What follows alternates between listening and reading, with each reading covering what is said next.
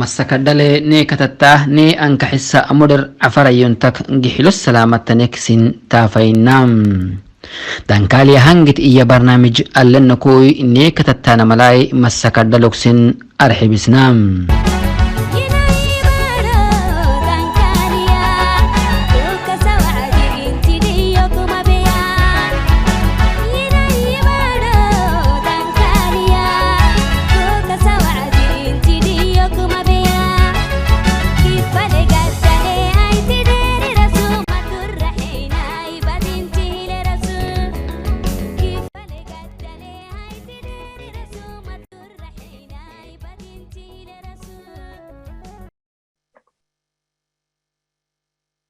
Okay, thanks, Ahmed. I appreciate you. And everybody, thank you for having this conversation. I enjoyed listening to the speakers who already spoke. I'm an Eritrean, and I live here in America, and I'm pro-justice. And the reality is, if we look in the history of Ethiopia, Eritrea, and all the people in it, they've been fighting each other for years, and the governance is the problem, the ways that they're being governed. If you look at the years, you'll notice there's a lack of solidarity, there's a lack of human rights, and there's injustice. Those are the common themes that's been happening since day one.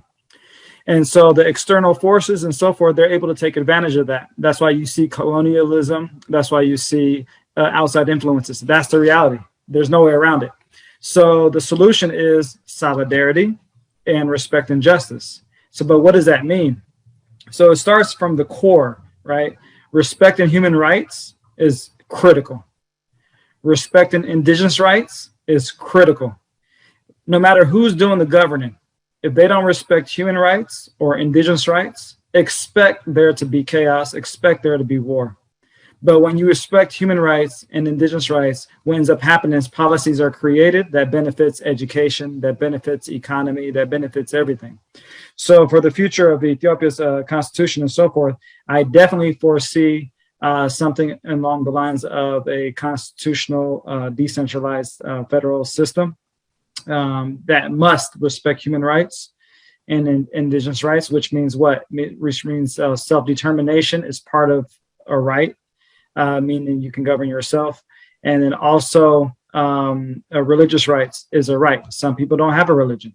And so the idea of any type of religion to take over and doing the governing, that's not going to happen, because there has to be a respect there of the human rights. You have a right to do a religion or not practice a religion. And so the reality is there's a lot of people that are being oppressed.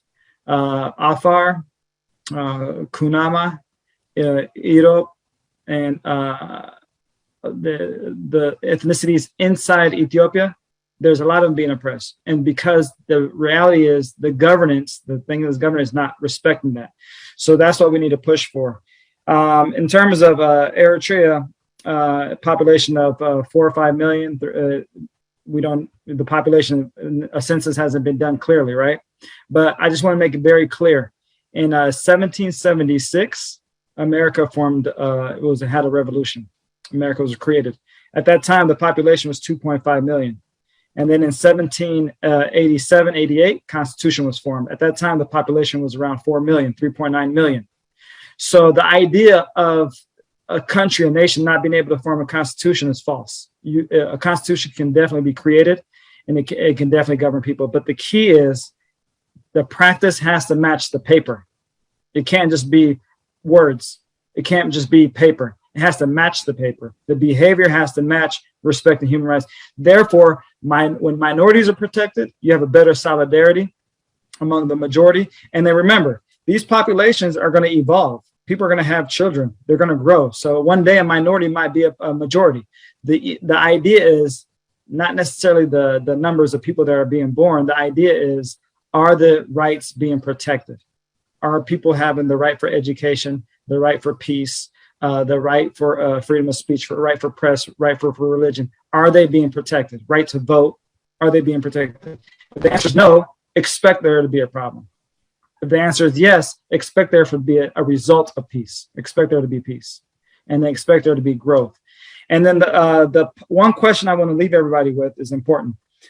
Even in self-determination, self-governance, and so forth, there still has to be a check and balance in that, because there's external forces out there that can bribe a leader who's doing self-governance and bribe them to oppress their people. Then where's the check and balance in that?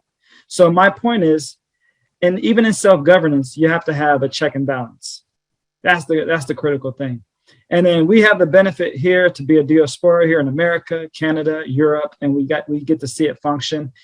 Even here in America, we have our own issues. Here in America, we resolve our own issues through the courtroom and so forth. Every day, there's going to be an injustice somewhere, and there's a court system that's being instituted somewhere. There's an institution to resolve that problem.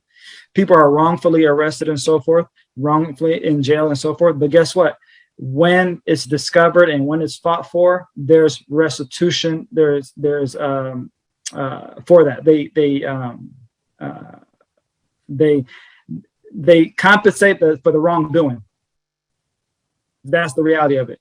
And so what I'm saying is we need to focus on our institution and focus on the principle. Principle is we have to find a solidarity, which is humanity. And then we have to respect the justice system, which is something we can co-create. Then you're going to have an opportunity to see what we evolve to. Right now, we have a sovereign Eritrea. We got to respect that. We have a sovereign Ethiopia. We got to respect that. However, there are people in Ethiopia that want to be independent. So we got to address the grievances to create a solidarity and to see what it evolves to. At the end of the day, the decision is up to the people there. And so there's a lot of people that we have to support, a lot of indigenous, including Kunama. There's a lot of indigenous people we have to support. And so we have to support our Afar people. They have been oppressed.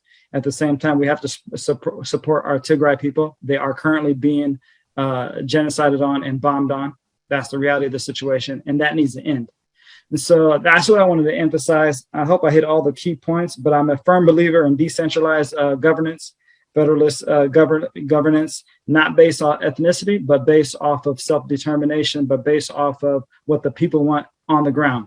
I do believe in supporting indigenous people. I do believe in supporting also humanity as a whole. And that's where my focus point is. If you have any questions for me, let me know. But thanks for giving me the opportunity to speak.